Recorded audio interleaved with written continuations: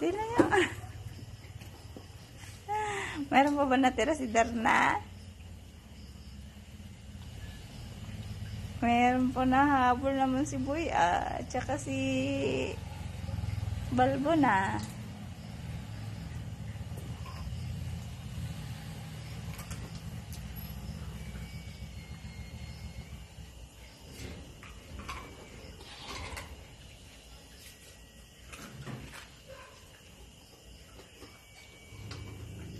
Ang sarap naman ang luto ni Ina ah. Gusto naman ni Balbo na. Kulang pa Balbon?